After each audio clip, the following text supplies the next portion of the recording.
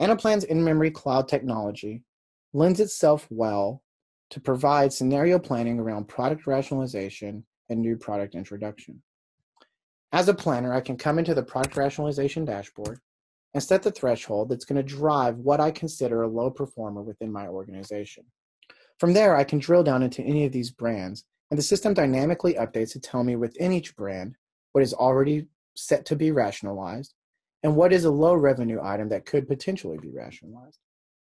As I click any one of these brands, I can see pertinent customer data that can be tailored to the client's needs to determine whether it makes sense based on the customers buying the product to actually make a rationalization and help drive that decision. Also, as a planner, as I click, the items below the chart are updating dynamically. In this case, I can see that I have one item that's already been set as end of life. A planner can then adjust the start date for this item of when they want the end of life process or the inventory runout process to begin. The planner can also set a duration for how long they want that runout process to be. In Anaplan, we've given really 3 different depletion methods to run out an item. The first is where a planner would discount an item to entice customers to deplete inventory faster than maybe the current demand plan. The scrap methodology is exactly what it means, where customers will scrap the product on hand and have an immediate write-off from a financial perspective. Straight line depreciation allows customers to depreciate product over time as they choose to rationalize the product. As I select the forecast-driven method, I'm able to see that the sales price of the product is $35 and the cost is $15. That gives me a max discount of 57%, and that's really my threshold to break even.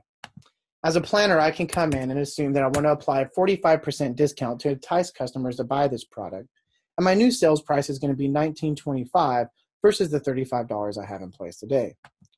As I click the item, I can see that a red line appears in the chart. This red line is assuming and reconciling against the demand plan the current inventory position in units, and assuming that based on the demand plan, not all inventory is going to be depleted. This then backs into a cost of obsolescence or a write-off that's going to have to be scrapped at the end of the life cycle for this particular item. At the bottom of the screen, planners are able to reconcile their current state financial plan. They're able to see immediately in real time as the data elements are updated, the new financial plan given the rationalization methodology, and ultimately a net impact to the organization.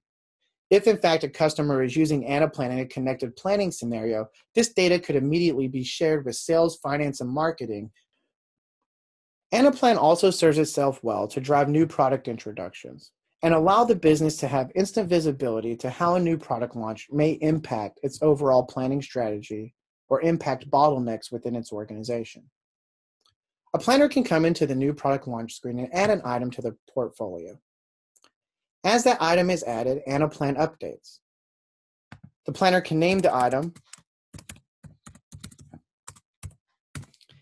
The planner then has to plug in data attributes. They need to assign it to a certain level of the hierarchy. They need to put in a launch date for which they're expecting the item to actually launch. If this item is a successor to the existing item, there may be some kind of cannibalization rate. And more importantly, they need to plug in sales price, cost of goods sold, and ultimately the expected final volume. Since there's no sales history for this item, Anaplan really cannot at this point in time calculate what the forecast is going to be outside of having an annual volume number. So what Anaplan can do is use what we call like profiling. Like profiling enables the tool to take the annual volume, and the planner is going to identify an item that may have a similar trend and seasonality pattern in the existing product hierarchy to spread the annual volume for the new item over time. In this example, I'm going to select this item as my light profile, and for my seasonality curve in Anaplan, I'm going to say that I'm going to use the profile for this product. As I do that, the planners immediately see a volume forecast, a revenue forecast, and even a margin breakdown for what they can expect this new item to be. At the bottom of the screen, planners can then even go one level deeper. and they can assume that there's going to be a certain point of price elasticity as you launch this item in maybe a promotional state. So instead of an initial price of $10, what if we launched this at a $5 price point? How is that going to impact the overall item? You can see the demand change immediately as that's selected, both in the data points above and also in the chart to the left.